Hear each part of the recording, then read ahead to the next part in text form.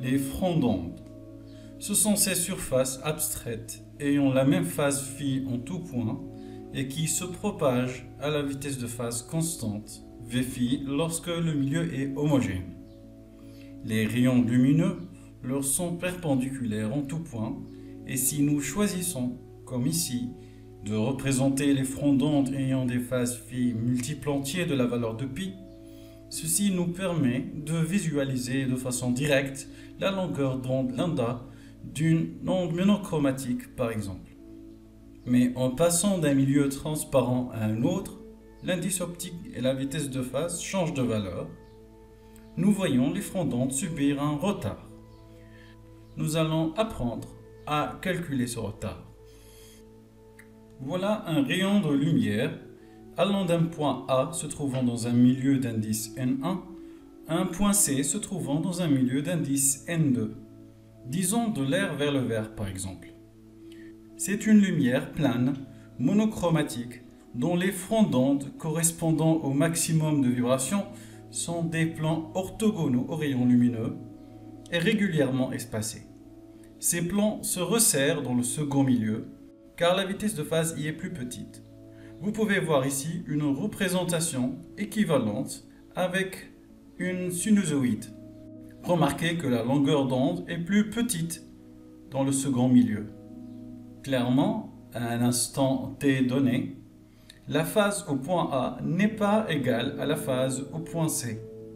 Elle possède une valeur plus grande.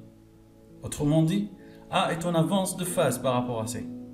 Donc si nous définissons le déphasage de A par rapport à C par phi AC égale à phi en A à l'instant t moins phi en C à l'instant t, nous voyons qu'il est positif. Alors comment obtenir sa valeur? Regardez d'abord ce point B. Il est séparé de A par une oscillation complète, donc par un déphasage phi de A par rapport à B égale à 2π.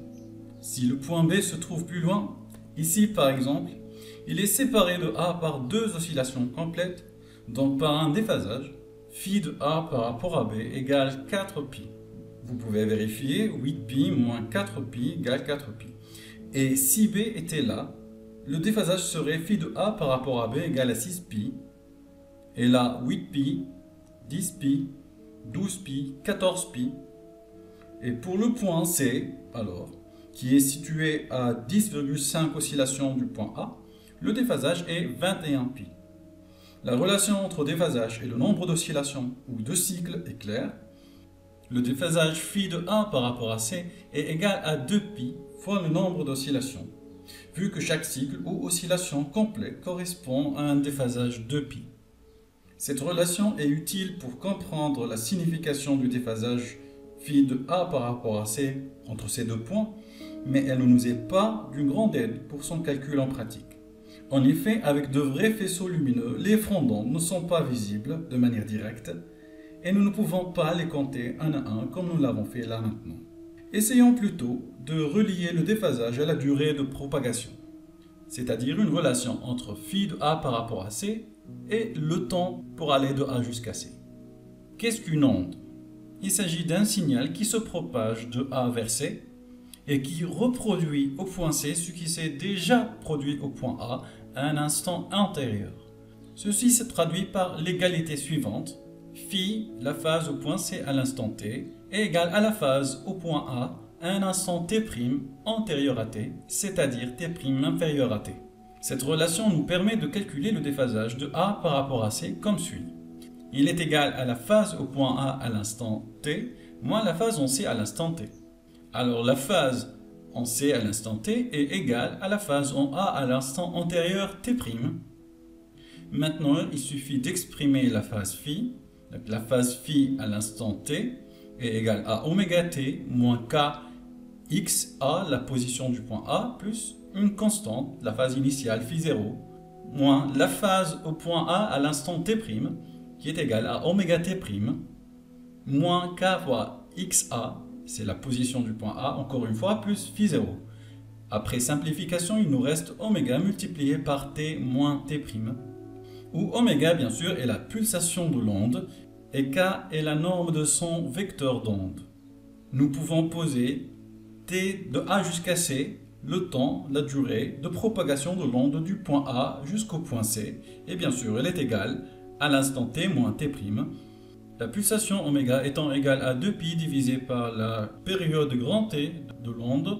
Donc nous pouvons réécrire ce résultat sous cette forme-là. Et nous voyons donc que le déphasage est proportionnel à la durée de propagation. Et nous pouvons obtenir facilement la durée t de A jusqu'à C à partir des distances parcourues et des vitesses de propagation dans les différents milieux. Commençons par deux milieux d'indice N1 et N2.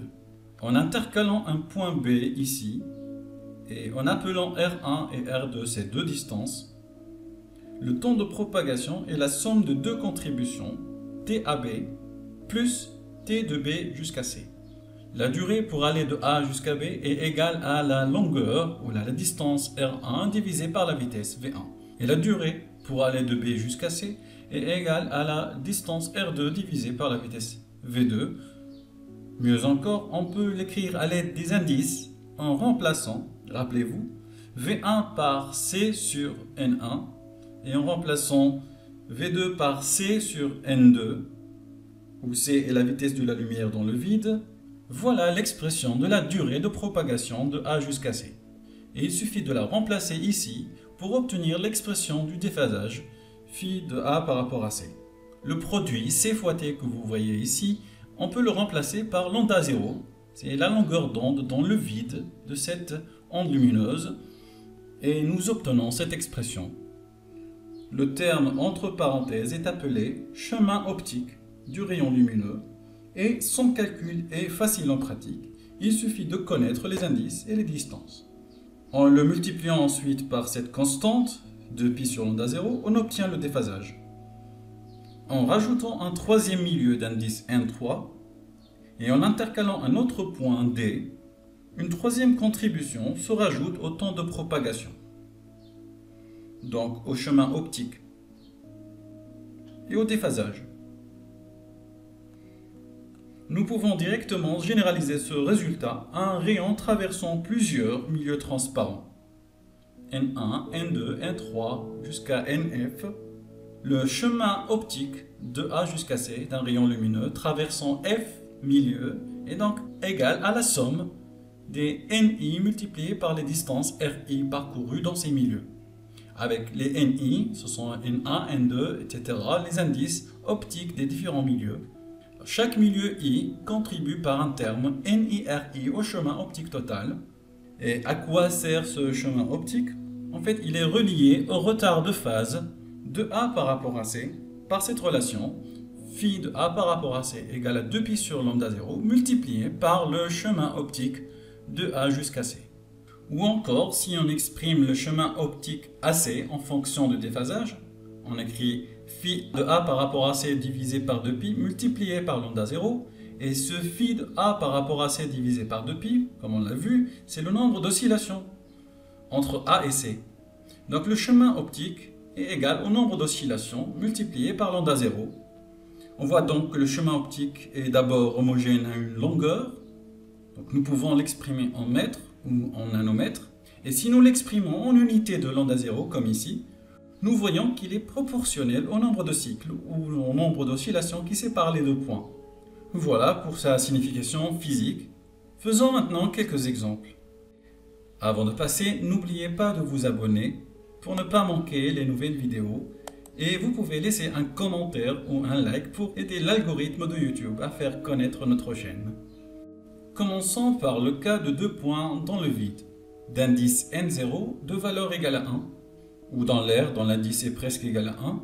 On représente ici quelques fronts d'onde correspondant au maximum de vibrations, séparés donc par une longueur d'onde, lambda 0 dans le vide. Et voilà les valeurs des phases correspondantes. Le chemin optique de A jusqu'à C dans le vide est égal à N0, l'indice du vide, fois la distance AC entre les deux points A et C. L'indice du vide étant égal à 1, donc le chemin optique n'est autre que la distance AC. Et le déphasage correspondant, phi de A par rapport à C dans le vide, pour l'obtenir, il suffit de multiplier par 2π sur lambda 0, ce chemin optique, donc, fois AC. Intercalons maintenant entre A et C une lame de verre d'indice n égale 1,5 par exemple. Le chemin optique de A jusqu'à C en présence de la lame s'écrit n fois E, qui est le chemin optique dans le verre, plus n0 fois AC moins E, qui est le chemin optique dans le vide. En remplaçant n0 par 1 et en réarrangeant cette écriture, on peut obtenir cette expression. Vous voyez là que le chemin optique en présence de la lame est plus long que le chemin optique sans la lame, qui est AC. Ceci signifie que le déphasage en présence de la lame est plus grand. Il suffit de multiplier le chemin optique par 2π sur lambda 0 pour s'en apercevoir. Le déphasage fuit de A par rapport à C en présence de la lame s'écrit 2π sur lambda 0 fois AC plus 2π sur lambda 0 multiplié par n-1 fois l'épaisseur E de la lame. En comparant avec l'expression obtenue dans le premier exemple, dans le vide, nous voyons que ce dernier terme représente le retard de phase supplémentaire dû à la présence de la lame. Bien que la distance AC est restée la même, le déphasage, lui, a augmenté suite à l'introduction de la lame. Pourquoi? Parce que le verre retarde les frondantes et on observe plus d'oscillations entre le point A et C que dans le cas où la lame était absente. En effet, vous pouvez compter ici 14,5 oscillations contre 12,5 oscillations dans le vide. Cela signifie que tout se passe comme si la lumière avait traversé une longueur équivalente à 14,5 longueurs d'onde dans le vide. Les chemins optiques de A jusqu'à C avec lame et sans lame ils sont différents. Pour les comparer, nous calculons la différence entre eux, appelée différence de marge optique, et on la note delta. Dans ce calcul de différence, il est clair que les parties communes se simplifient et il ne nous reste qu'à comparer les parties non communes.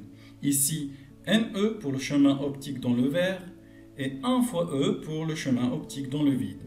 Nous retrouvons ainsi l'expression n-1 fois l'épaisseur E. Le déphasage supplémentaire, dû à la présence de la lame, est obtenu en multipliant cette différence de marge delta par 2π sur lambda 0, comme suit. Et si nous introduisions une lentille? Prenez une lentille mince, convergente, dans les conditions de Gauss. Un faisceau de lumière parallèle à son axe optique converge vers le foyer principal, F'. On pourrait penser que le chemin optique de ce rayon-là est plus long que le chemin optique de celui-ci. Mais cela est faux. Ils sont égaux malgré les apparences. Pour s'en convaincre, il faut se rappeler que ceci n'est qu'un symbole et que la lentille mince comporte en réalité 2 dioptres et possède une certaine épaisseur. Pour l'exemple, nous choisissons une lentille dont l'une des faces est plate.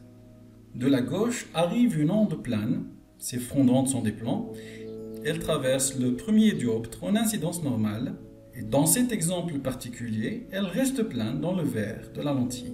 Seulement sa longueur d'onde y est plus courte. Ensuite, au niveau du second dioptre, chaque rayon subit localement une simple réfraction. Mais la géométrie de ce dioptre est courbe. Pour bien saisir ce qui se passe, observons un peu le faisceau convergent. Les frondantes qui lui sont associées sont des calottes sphériques orthogonales en tout point au rayon. Comment faire le lien? Au niveau de ce dioptre, l'onde lumineuse est le sujet d'un simple phénomène de réfraction. Donc ces frondantes subissent seulement des déviations sans subir aucune discontinuité, comme ceci. C'est ainsi que sont reliées les frondantes de part et d'autre de la lentille. Il est clair maintenant qu'en comptant les phases, tous les chemins optiques correspondant à ces rayons sont égaux. Mais un instant, diriez-vous, ce rayon-là semble parcourir un chemin optique plus court, non? En fait, ce rayon parcourt une distance plus courte, mais dans un milieu d'indice plus grand. De plus, la forme particulière de ce dioptre, sa courbure, est conçue de sorte que tous ces chemins soient égaux. C'est ainsi qu'elle donne lieu à cette onde convergente, et c'est ainsi que se distingue la lentille convergente d'une simple lame de verre ordinaire. Vous pouvez même vous amuser à trouver l'équation cartésienne de cette courbure, en traduisant l'égalité entre ces deux chemins par une équation. Mais cela ne sera pas nécessaire pour le reste de nos leçons. Nous nous contenterons alors de retenir que tous les chemins optiques reliant deux points conjugués par une lentille sont égaux. Bien entendu, ceci fonctionne pour toute lentille mince, qu'elle ait une face plate ou courbe. D'ailleurs, nous utiliserons le symbole conventionnel des lentilles et il ne sera pas nécessaire de représenter à chaque fois les fronts d'onde. Ce résultat est suffisant. Le faisceau incident parallèle de l'exemple précédent provient d'un point objet A situé en moins l'infini. Ce résultat reste vrai même si la lentille fait converger deux faisceaux correspondant à deux fronts d'onde différents, comme ici, provenant de l'infini par exemple. Leur différence de marche delta est nulle. Cependant, en plaçant la lame de verre à face parallèle devant le deuxième faisceau, il se retrouve retardé et la différence de marche n'est plus nulle. En fait, nous l'avons déjà calculée. Elle est égale à n-1 fois E, l'épaisseur E de la lame. Cette différence de marche entre deux rayons appartenant à deux fronts d'onde différents ici est entièrement due à la présence de la lame et non pas à la présence de la lentille. La lentille n'introduit pas de différence de marche supplémentaire. Voilà, si vous voulez un résumé des résultats clés, vous pouvez mettre la vidéo en pause et prendre le temps de le lire. Sinon, avez-vous remarqué que tout ce qu'on vient d'apprendre traite seulement le cas d'une lumière monochromatique? Mais peut-on réellement obtenir de la lumière monochromatique? Existe-t-elle vraiment? Nous examinerons cette question dans la prochaine vidéo. Pour ne pas la rater, cliquez sur s'abonner et activez la petite cloche. Merci de nous avoir suivis.